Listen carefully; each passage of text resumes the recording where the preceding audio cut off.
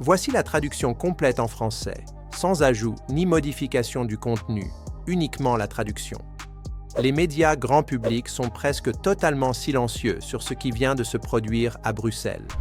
Une ligne politique majeure a été franchie et très peu de gens en parlent. Viktor Orbán a ouvertement accusé l'Union européenne de lancer ce qu'il appelle une déclaration de guerre. Et cette déclaration ne vient pas de n'importe qui. Elle vient de l'un des derniers dirigeants au sein de l'UE encore prêt à affronter Bruxelles de front.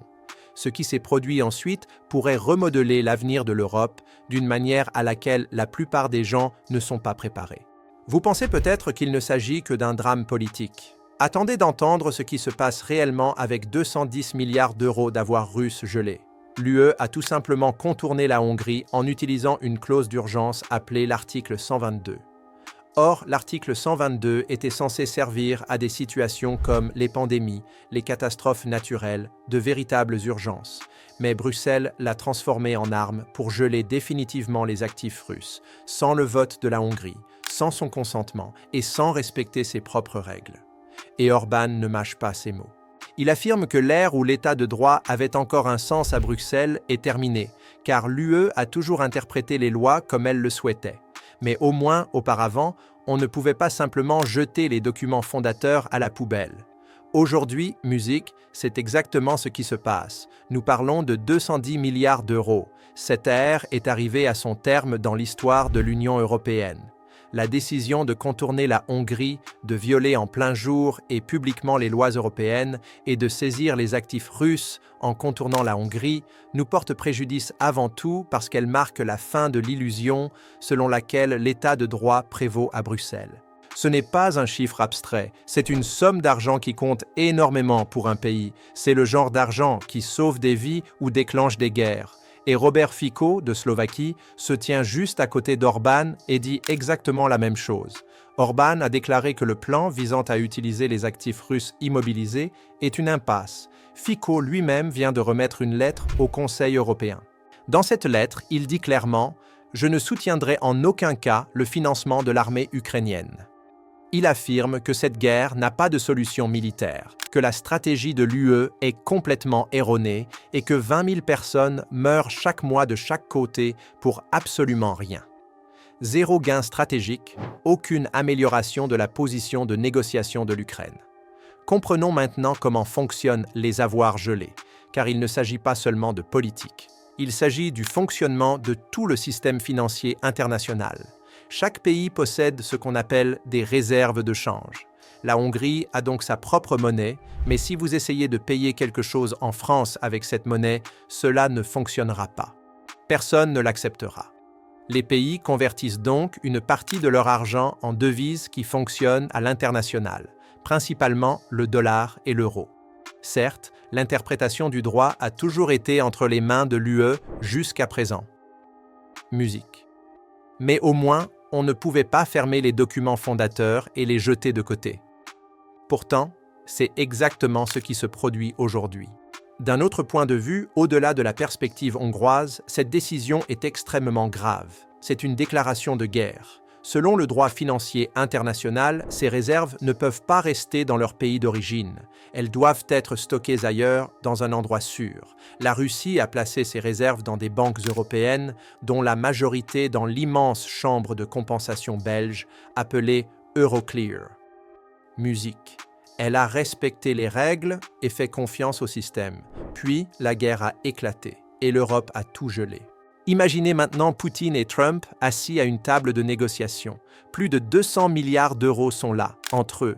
Pensez-vous vraiment qu'ils vont laisser cet argent sans propriétaire? Absolument pas. Ce sont deux des négociateurs les plus redoutables de la planète.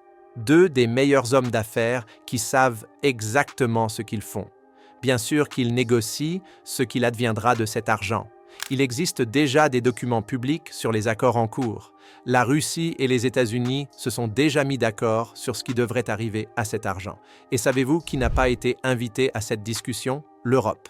M. Orban a demandé une exemption concernant le pétrole en provenance de Russie. Est-ce quelque chose que vous êtes prêt à accorder? Nous examinons la question car il est très difficile pour lui d'obtenir du pétrole et du gaz provenant d'autres musiques régions. Bruxelles a été complètement mise à l'écart. Elle n'est même pas à la table des négociations. C'est pourquoi les dirigeants européens paniquent aujourd'hui. Pendant des années, ils ont dit aux citoyens d'Espagne, d'Allemagne et de France: ne vous inquiétez pas, nous financerons la guerre avec les actifs russes. Vous ne paierez pas un centime. Et les Européens les ont crus. Musique. Les Européens de l'Ouest en particulier. Ceux d'Europe de l'Est ont déjà vu ce scénario. Mais les Occidentaux n'ont pas cette expérience de survie face aux tempêtes historiques.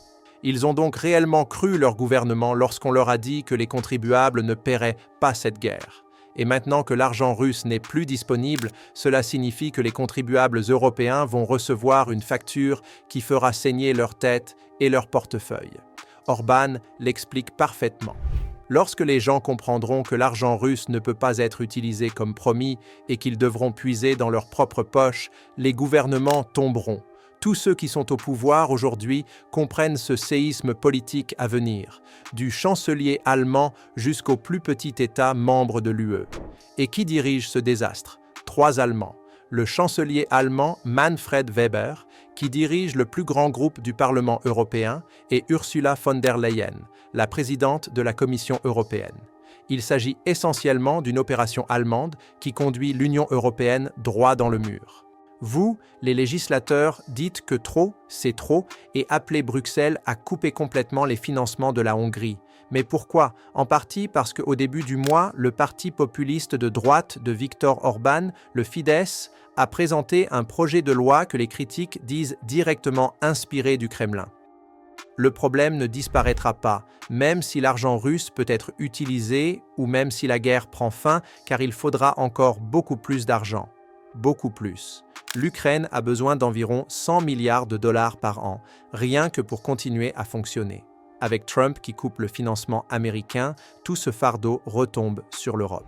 Au lieu d'être honnête et de dire « nous avons besoin de contributions des États membres », Bruxelles met en place des montages financiers complexes.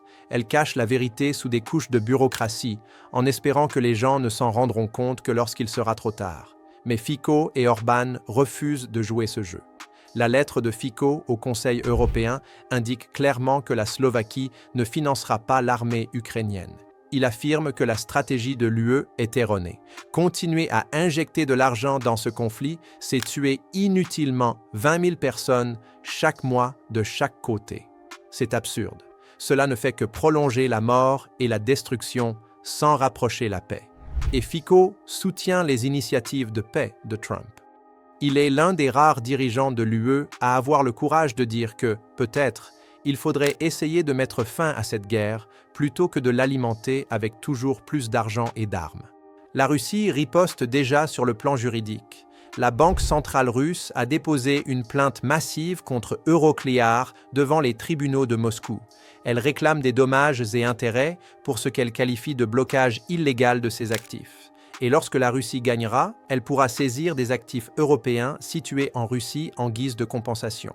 De quel montant parle-t-on? Environ 127 milliards de dollars d'actifs appartenant à des entreprises américaines, européennes et britanniques opérant en Russie.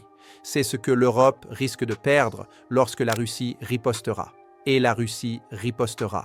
Comptez dessus. Musique. La Belgique s'en inquiète, car la majorité de ses actifs gelés sont physiquement détenus dans des banques belges. Le Premier ministre belge tire la sonnette d'alarme sur les risques juridiques et financiers depuis le premier jour. C'est pourquoi la Belgique exige des engagements contraignants de la part des autres États membres de l'UE. Manipuler les actifs russes gelés et les exproprier, c'est une déclaration de guerre. Je n'ai jamais vu une situation où 200 ou 300 milliards d'euros sont pris à un pays sans provoquer une réaction majeure. Cela n'arrive tout simplement pas. Ils veulent des garanties pour ne pas être les seuls à payer le prix si tout explose. Ils veulent que d'autres pays partagent la responsabilité, car ils savent que cela peut très mal tourner. Même pendant la Seconde Guerre mondiale, les actifs de l'État allemand n'ont pas été saisis de cette manière. On ne prend pas 200 ou 300 milliards d'euros à une grande puissance sans conséquence. De petites sommes peuvent parfois passer. Mais lorsque l'on pille les réserves entières d'un pays, les conséquences sont inévitables. La porte-parole du ministère russe des Affaires étrangères, Maria Zakharova, l'a parfaitement résumé.